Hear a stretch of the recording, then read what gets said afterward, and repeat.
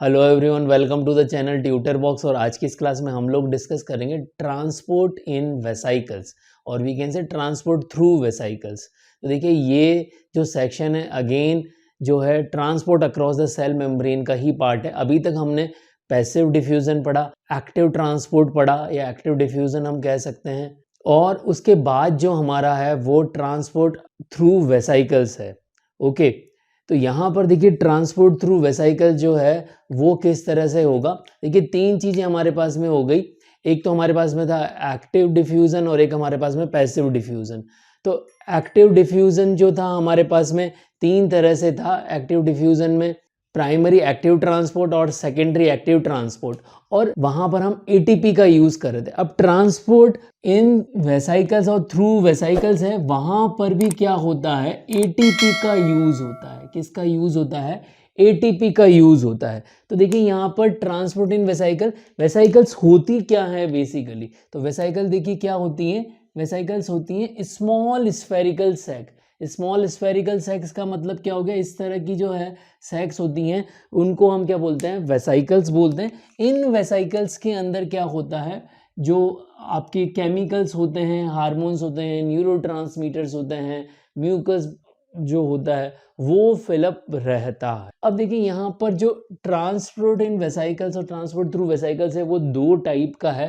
पहला है एंडोसाइटोसिस और दूसरा है एक्सोसाइटोसिस। एंडोसाइटोसिस क्या है और एक्सोसाइटोसिस क्या है, इसको हम समझने का प्रयास करते हैं। तो सबसे पहले हम देखते हैं कि ट्रांसपोर्ट हो रहा है वेसाइकल्स के थ्रू, और यहाँ पर एंडोसाइटोसिस की बात करें तो ट्रांसपोर्ट हम किसका करेंगे, किसी न किसी मटेरियल का करेंगे। तो यहाँ पर देखिए कोई ना कोई मटेरियल होगा, क्या होगा, कोई ना कोई मटेरियल होगा जिसका कि क्या करना होगा, ट्रांसपोर्ट करना होगा। अब दो टर्मिनोलॉजी है हमारे पास में, एंडोसाइटोसिस और एक्सोसाइटोसिस। तो एंडोसाइटोसिस में जो हमारे पास में मटेरियल है, देखिए ये हमारे पास में क्या हो गया, मटेरियल हो गया। अब यहाँ पर मटेरियल जो है वो एंडोसाइटोसिस में इनसाइड की तरफ मूव होगा, सेल के इनसाइड मूवमेंट होगा। मटेरियल का मूवमेंट कैसे होगा, इनसाइड द सेल। कहाँ होगा, इनसाइड द सेल। अब इनसाइड द सेल किस तरह से होगा, यहां पर देखिए दिस इज अवर सेल, ये हमारी क्या हो गई, सेल हो गई। अब इस सेल के अंदर जो है मटेरियल जो है वो किस तरह से जाएगा, यहां पर ये हमारी plasma membrane, this is what a plasma membrane. Okay, और प्लाज्मा मेम्ब्रेन पर ही क्या होगा, प्लाज्मा जो भी मटेरियल होगा वहां पर उस मटेरियल को कहाँ जाना है, सेल के अंदर जाना है। तो अब यहाँ पर क्या होगा, एंडोसाइटोसिस में यहाँ जो प्लाज्मा मेम्ब्रेन है वही क्या होगा, इनसाइड में उसका जो है वेसाइकल फॉर्म होगा। प्लाज्मा मेम्ब्रेन ही इनसाइड में वेसाइकल का फॉर्मेशन करेगी, और उस वेसाइकल के फॉर्मेशन में क्या होगा, हमारा जो मटेरियल है वो उसके इनसाइड में आ जाएगा, वो मूव करके कहाँ आ जाएगा, इनसाइड में आ जाएगा। और अब ये प्लाज्मा मेम्ब्रेन जो है इसका इनसाइड में जो फोल्ड बना है, ये फोल्ड क्या हो जाएगा, फ्यूज हो जाएगा।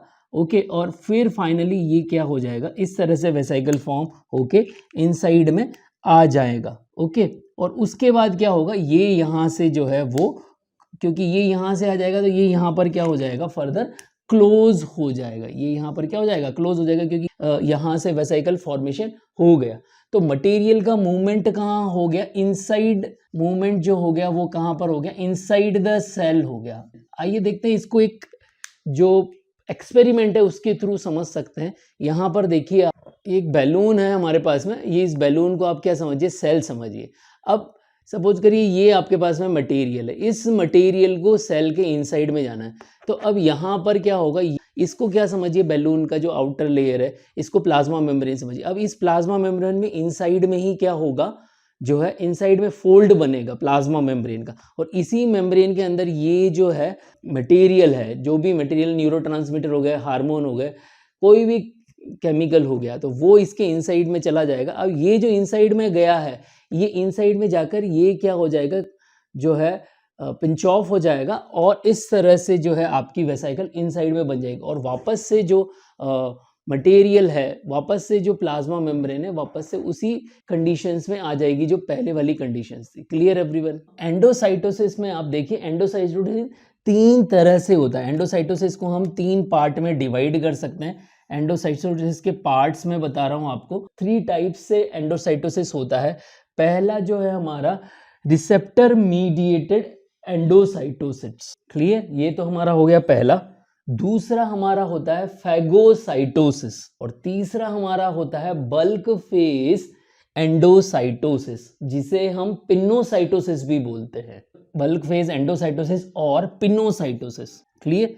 तो ये तीनों टाइप किसके हैं? एंडोसाइटोसिस के। मतलब कि एंडोसाइटोसिस में 3 तरह से जो एक्सटर्नल में मटेरियल है वो सेल के अंदर की तरफ जाएगा। तो आगे आने वाले लेक्चर्स में हम रिसेप्टर मीडिएटेड एंडोसाइटोसिस, फैगोसाइटोसिस और पिनोसाइटोसिस के बारे में डिस्कस करेंगे। अब आइए देखते हैं एक्सोसाइटोसिस क्या होता है। तो देखो, एंडोसाइटोसिस में तो हम क्या कर रहे थे, सेल के अंदर सब्सटेंस को ले रहे। अब यहां पर सेल के अंदर जो सब्सटेंस है उसको बाहर लिया जाएगा। मतलब कि जो सब्सटेंस का मूवमेंट है, substance movement, it is outside the cell. और इसमें किसका यूज होगा? एटीपी का यूज होगा। किसका यूज होगा? एटीपी का। तो एक्सोसाइटोसिस और एंडोसाइटोसिस दोनों में ही एटीपी का यूज हो रहा है। अब देखिए डिफरेंस क्या है। पहला डिफरेंस क्या हो गया, इसमें एंडोसाइटोसिस में अंदर की तरफ आ रहा है और एक्सोसाइटोसिस में बाहर की तरफ मटेरियल जा रहा है। तो अब देखिए यहां पर किस तरह से जाएगा मटेरियल। तो यहां देखिए ये हमारे पास में क्या हो गई, सेल हो गई। Okay, this is what our cell. और दिस इज रेड कलर में जो है वो क्या है, प्लाज्मा मेम्ब्रेन। इनसाइड में ऑलरेडी ही वेसाइकल्स बनी हुई है। ये हमारे पास में क्या है, वेसाइकल्स। और इस वेसाइकल के अंदर क्या भरा हुआ है, न्यूरोट्रांसमीटर या कोई भी सब्सटेंस, केमिकल फिलअप है। अब यही वेसाइकल्स क्या होगी, प्लाज्मा मेम्ब्रेन के साथ जाकर फ्यूज हो जाती है। प्लाज्मा मेम्ब्रेन के साथ जाकर क्या हो जाती है, फ्यूज हो जाती है। ओके, तो ये प्लाज्मा मेम्ब्रेन के साथ जाकर फ्यूज हो गई और फिर क्या होगा, फिर ये जो है इसी के साथ मर्ज हो जाएगी और यहां से जो है हमारा जो सब्सटेंस है वो बाहर निकल जाएगा। क्लियर। और बाहर निकलने के बाद में क्या होगा, वापस से ये जो वेसाइकल्स इसके साथ में गई है वो रिमूव हो जाएगी, क्योंकि इसमें से जो मटेरियल है वो सेल के बाहर चला गया है। तो इस प्रोसेस को क्या बोलेंगे, एक्सोसाइटोसिस। तो एक्सोसाइटोसिस वैसे तो सभी सब्सटेंस का होता है, बट इंपॉर्टेंट क्या है, यहाँ पर जो सीक्रीशंस होता है, वेसाइकल्स के थ्रू सीक्रीशंस होता है वो एक इम्पॉर्टेंट है। और दूसरा न्यूरोट्रांसमीटर्स का जो ट्रांसपोर्ट होता है वो भी एक्सोसाइटोसिस के थ्रू होगा। तो यहाँ पर देख लीजिए 2 तरह की जो इंपॉर्टेंट सेल्स हैं वो जो हैं एक्सोसाइटोसिस के थ्रू जो है सब्सटेंस को ट्रांसपोर्ट करती है। तो पहला तो हमारा क्या हो गया, सीक्रेटरी सेल। ओके, तो सीक्रेटरी सेल से क्या क्या रिलीज होगा, हार्मोन रिलीज हो सकता है, म्यूकस रिलीज हो सकता है। ओके, तो सीक्रेटरी सेल्स के कंपोनेंट में लिख रहा हूँ आपको, हमारे पास में हार्मोन्स हो गए, digestive enzyme, mucus. Okay, these are the 3 substance. और जो सेकेंड हमारा है सीक्रेटरी सेल्स के अलावा नर्व सेल्स जो हैं वो क्या रिलीज कर रही हैं, न्यूरोट्रांसमीटर रिलीज कर रही हैं। तो एक्सोसाइटोसिस के थ्रू सीक्रेटरी सेल्स और नर्व सेल्स जो हैं, 2 चीजें हमारे पास में होगी, one is secretory cell, another one is nerve cells. तो सीक्रेटरी सेल्स के थ्रू हार्मोन, डाइजेस्टिव एंजाइम और म्यूकस रिलीज हो रहे हैं सेल से बाहर की तरफ, और नर्व सेल जो है न्यूरोट्रांसमीटर रिलीज करिए सेल से बाहर की तरफ। Clear everyone. तो आई होप आप लोगों को यहाँ पर एंडोसाइटोसिस और एक्सोसाइटोसिस में डिफरेंस समझ में आ गया होगा, क्या डिफरेंस है और क्या सिमिलरिटी है। देखिए सिमिलरिटी क्या हो गई, दोनों में, दोनों एटीपी के माध्यम से हो रही, एटीपी खर्च हो रहा है और दोनों ही ट्रांसपोर्ट थ्रू वेसाइकल और ट्रांसपोर्ट इन वेसाइकल्स का पार्ट है। डिफरेंस क्या है, एंडोसाइटोसिस मतलब अंदर की तरफ कोई सब्सटेंस आ रहा है, एक्सोसाइटोसिस मतलब अंदर से सब्सटेंस बाहर जा रहा है। ये मेजर डिफरेंस है। Clear everyone. तो आई होप आप लोगों को यहाँ पर एंडोसाइटोसिस एक्सोसाइटोसिस में डिफरेंस समझ में आया होगा। अगर आप लोगों को ये लेक्चर पसंद आया तो इस लेक्चर को ज़्यादा से ज़्यादा बच्चों तक शेयर करें। जय भारत, जय हिंद।